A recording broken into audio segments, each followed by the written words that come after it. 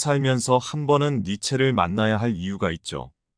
우리가 때론 힘이 들 때, 우울한 마음이 들거나 삶이 괴롭고 버거울 때, 모든 것이 고통스럽고 막막하게 느껴질 때, 니체의 현실적이면서도 지혜로운 말들을 듣고 있다 보면 다시 삶을 살아갈 용기가 생기고 힘이 되어주곤 하는데요.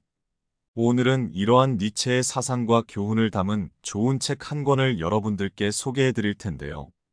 니체의 인생 수업을 함께 들어보실까요? 그럼 편안한 마음으로 들어주시고요.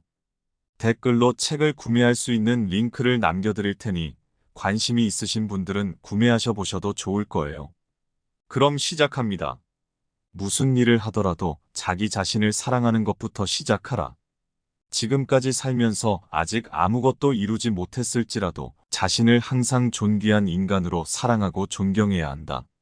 자기 자신을 하찮은 사람으로 깎아내리지 마라.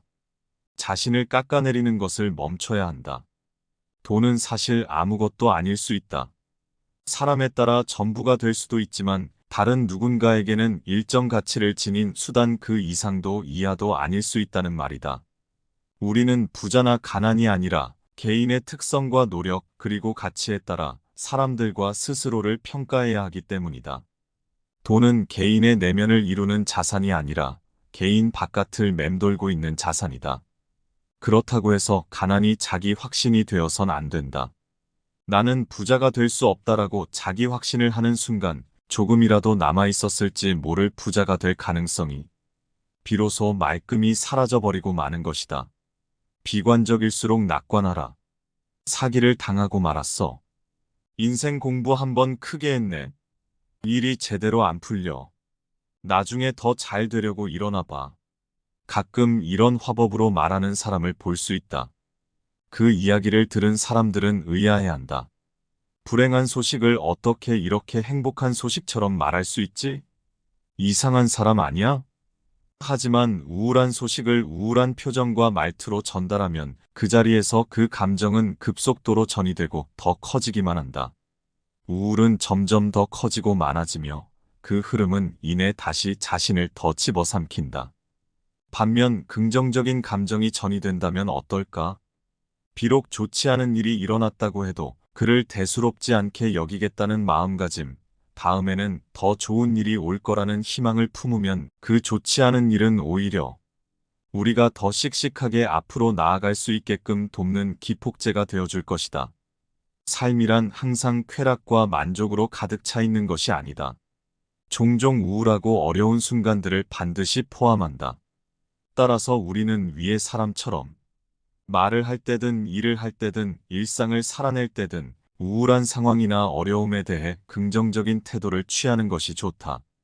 우울하거나 어려운 상황에 처했을 때에도 인간은 자신의 삶을 긍정적으로 대처할 수 있다고 믿는다.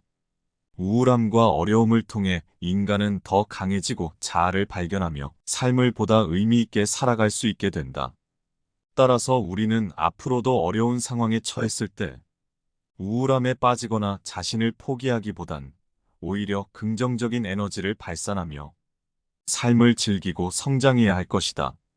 세상의 거의 모든 일은 마음에 달려 있으니까 누구에게나 한 가지의 능력은 있고 그 능력은 오직 그만의 것이다. 그것을 일찍 깨달으면 일찍 성공하기도 하지만 평생 모르고 살아가는 사람도 있다. 하지만 틀림없는 사실은 과감하게 그리고 꾸준히 도전을 이어간다면 그는 반드시 자기만의 능력을 찾게 될 것이다. 그리고 그러한 과정을 거친 사람만이 훗날 위대한 사람, 초인으로 칭송받을 것이다. 친구보다 먼저 자신을 사랑하라. 관계가 삶의 거의 전부인 것처럼 구는 사람들은 표면적으로는 건강해 보인다. 취미도 다양하고 이곳저곳을 부지런히 움직이고 자주 말하고 자주 웃는다. 충분한 사랑을 주고 있고 또 받고 있는 것처럼 보인다. 하지만 조금만 더 통찰력 있는 시선으로 그들을 바라보면 그들은 어째선지 불안하고 위태로워 보인다. 마치 겉으로 보기엔 평화롭게 물 위에 떠 있는 듯 보이지만 수면 아래에서는 발을 분주하게 움직이는 철새를 떠올리게끔 한다. 그들은 관계를 유지하기 위해 너무도 많은 것을 희생하곤 한다.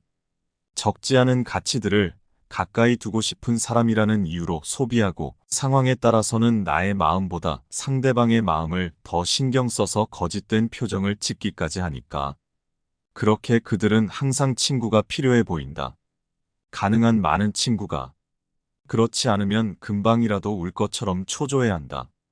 왜 그렇게까지 관계에 집착하는 걸까? 단순하다. 그저 영은이 고독해서 그렇다. 그리고 그 고독의 원인은 자신의 안에 다른 것은 다 있어도 정작 자신은 없기 때문이다. 내 안에 내가 충만하지 않으니 나를 닮은 다른 사람들을 무리해서라도 주변에 끌어들여 함께하려고 하는 것이다. 하지만 알아둬야 할 것은 아무리 외부에서 많은 친구를 사귄다고 해도 안에 있는 고독은 해소되지 않는다는 점이다. 밑 빠진 독에 물 붓기라는 말이 이만큼이나 잘 들어맞는 상황이 있을까? 그러므로 진정으로 위태롭지 않은 삶을 살기 위해선 친구를 원하기 전에 자신부터 사랑할 줄 알아야 한다. 내 안에 나를 충만하게 채워둔 후에 사람을 만나는 게 옳은 순서다.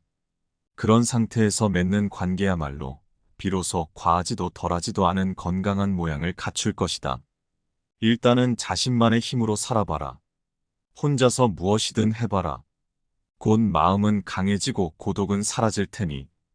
그저 홀로 강해져야 할 뿐 나의 고통은 내 몫으로 온전히 주어진 것이니 묵묵하게 이겨내야만 할 뿐이다.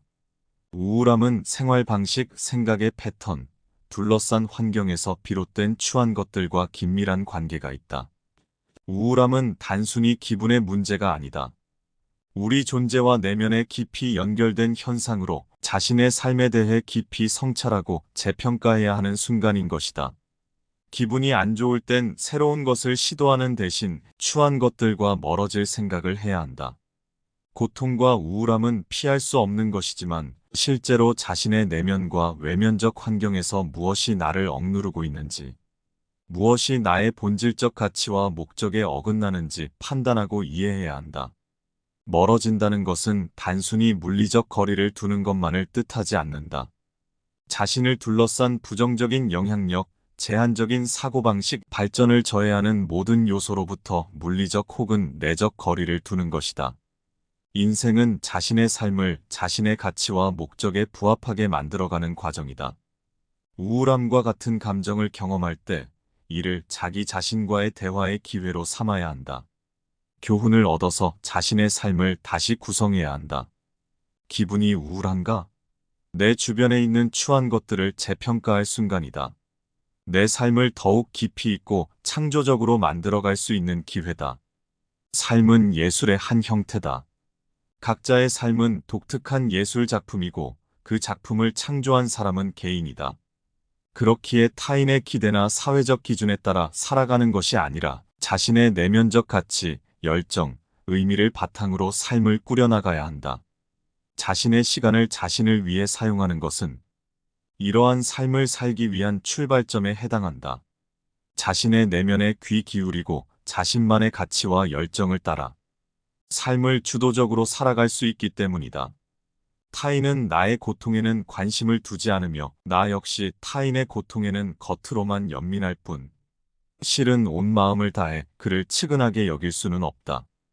그러므로 그저 홀로 강해져야 할 뿐 나의 고통은 내 몫으로 온전히 주어진 것이니 묵묵하게 이겨내야 한다. 자신의 주인이 되어라. 우리는 자제라는 단어를 머리로 이해한다고 해서 자제가 저절로 되는 것이 아니라는 걸 깨달아야 한다. 자제는 현실에서 행동으로 하는 것이다. 진정으로 삶을 건강하게 완성시키고 싶다면 하루에 한 가지라도, 아주 작은 것이라도 자제할 것을 각오해야 한다. 그 정도로 작은 자제조차 해내지 못한다면 자제심이 없는 것이나 다름없으며 자제심이 없으면 언젠가 마주할 커다랗고 중요한 일 앞에서도 자제심을 기대하지 못하고 결국 성공도 당신의 것이 될 수 없을 것이다. 어떤 사람들은 생각이 깊어서 겉으로는 가벼워 보인다. 남들보다 생각이 깊은 사람들은 타인과 관계를 맺을 때 자신이 마치 광대나 코미디언이라도 된 것처럼 군다. 타인의 이해를 구하고 누구나 쉽게 받아들일 수 있도록 말하려다 보니 자연스레 가벼운 언행을 가장한다. 무게를 잡고 진지하게 말해봤자 이해하지 못하는 사람이 속출할 게 뻔하다는 것을 아는 것과 동시에 사람은 누구나 시기하는 마음을 품고 있기에 잘난 체 해봤자 자신과 자신의 집단에 이로울 게 없다는 것까지도 파악하고 있는 것이다. 그들은 군중 속에서는 밝은 미소와 유머를 잃지 않지만 혼자가 되었을 때는 무시무시한 고독 속에서 진정한 휴식을 취한다.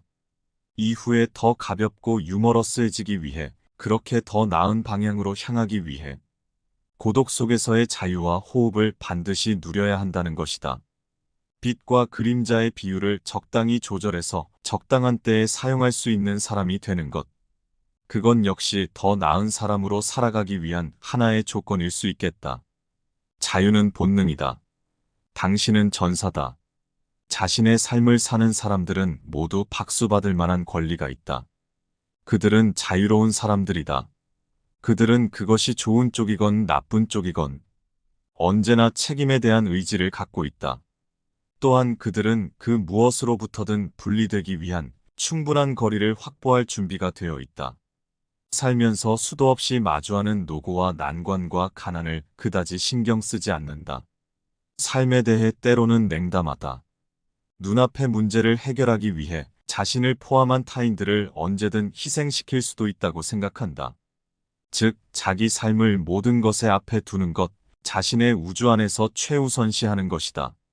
그러므로 자유로운 삶을 살고자 노력하는 사람은 야성을 억누르지 않는 전사라고 할 수 있다. 선택받은 야성이 아니다. 우리 모두에게는 야성이 깃들어 있다. 다만 배려하고 참아야 한다는 관념의 필요 이상으로 짓눌려 그를 잊었을 뿐이다. 자유는 당신이 지닌 본능이다. 싸움에서 승리하고 싶은 본능, 기쁨을 누리고 싶은 본능이다.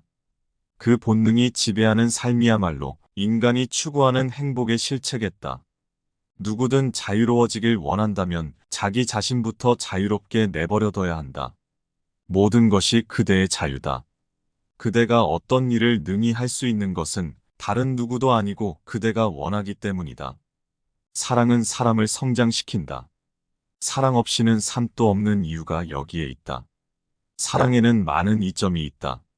사랑이 가져다주는 설렘은 일말의 해로움도 없이 삶의 활기를 불어넣어주며 힘듦을 의지할 사람과 즐거움을 배로 나눌 사람이 생겼다는 기쁨 역시 사랑이 가져다주는 이점 중 하나다. 하지만 그것들보다도 가장 커다란 이점이 있다.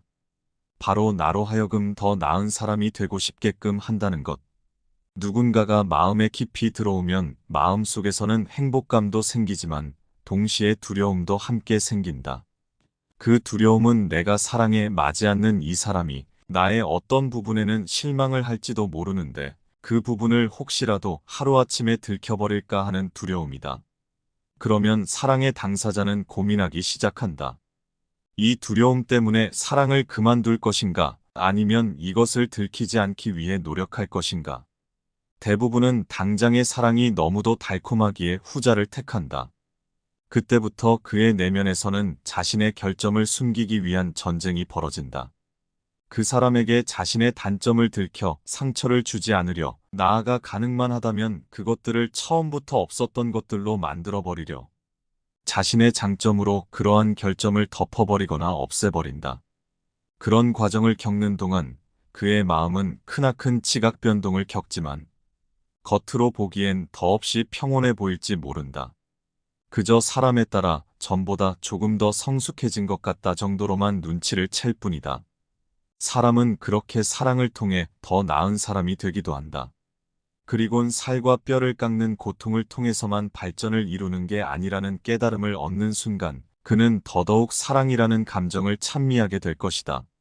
사랑이라는 것은 내 이성관에 기반해서 가장 아름다운 사람을 찾아서 손에 넣고자 하거나 능력 있는 사람을 어떻게든 자신의 것으로 만들어 곁에 두려고 하는 것이 아니다. 또한 사랑한다는 것은 자신과 닮은 사람을 찾는 것도 슬픔을 나눌 대상을 구하는 것도 아니며 자신을 사랑해 줄 만한 사람을 찾는 것도 아니다. 그렇다면 사랑의 가장 올바른 방법은 무엇이란 말인가? 사랑한다는 것은 그저 자신과 그 사람이 완전히 정반대의 몸과 마음을 가졌더라도 그 사람을 그 상태 그대로, 자신과는 반대의 감성을 가진 사람을 그 감성 그대로 받아들이고 순수하게 기뻐하는 것이다. 사랑을 이용하여 두 사람 사이의 차이를 메우거나 어느 한쪽이 희생하고 작아지는 것이 아니라 두 사람 모두를 있는 그대로 예뻐하는 것이 사랑이다. 그러기 위해선 사랑을 너와 내가 우리가 되는 것이 아니라 너와 내가 함께하기로 미래를 약속한 너와 내가 되는 것으로 인식할 필요가 있다. 서로를 얼마만큼 예뻐하게 되더라도 그를 독립된 개개인으로 남겨두겠다는 다짐이 있어야 한다는 말이다. 사랑도 배워야 한다. 잠은 중요하다. 삶이 너무 힘들 땐 어떻게 해야 할까? 내 모습, 내가 하는 일 무엇 하나 마음에 들지 않는데 제대로 된 이성적 판단조차 안 될 때는 어떻게 하는 것이 좋을까? 제대로 된 결론이 나올 때까지 반성에 반성을 거듭해야 하는 걸까? 반성은 같은 실수를 다시 저지르지 않게끔 하고 그럼으로써 나를 더 좋은 사람으로 만들어준다는 이점을 갖고 있지만 한편으로는 우울감과 스스로를 한심하게 여기는 감정, 분노와 원망을 가져오기도 한다. 그리고 그렇게 부정적인 감정을 가져오는 대부분의 나쁜 반성은 주로 당신이 지쳐있을 때 일어난다. 반성에도 때가 있다. 안 그래도 몸과 마음이 지쳐있는데 나쁜 반성을 통해 자신을 더 몰아세우면 상황은 더 악화되기만 할 뿐이다. 그러므로 당신이 진정으로 냉정한 반성, 득이 되는 반성을 하길 원한다면 가장 먼저 해야 할 일은 충분한 휴식과 수면을 통해 감정을 평상시에 그것으로 만드는 일일 것이다. 반성을 통해 더 좋은 사람이 되기 위해선 일단은 그 모든 나쁜 흐름의 원인인 피로감부터 무찔러줘야 한다는 말이다. 푹 자는 일은 숭고한 일이다. 우리는 수면에 대해 좀 더 경건해져야 한다. 수면 앞에서 겸손해져야 한다. 잔다는 것은 결코 쉬운 일이 아니다. 잠들기 위해서는 온종일 눈을 뜨고 있어야 하기 때문이다. 고뇌에 시달려야 하기 때문이다. 수면을 달콤하게 맞이할 수 있다는 것. 그것은 당신이 고생했다는 증거이다. 삶은 오늘로 끝나지 않고 내일도 모레도 계속된다. 기나긴 레이스에서 초반에만 힘을 쏟아부은 참가자는 낙오하기 마련이다. 오늘은 오늘의 일을 했으니 이제 다시 충전하여 더 활기차고 훌륭해질 내일을 준비할 때다. 네, 어떠셨나요? 니체의 이야기 잘 들어보셨나요?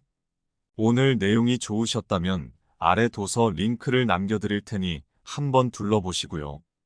그럼 오늘도 모두 평안한 하루 되세요. 감사합니다. 행복하세요.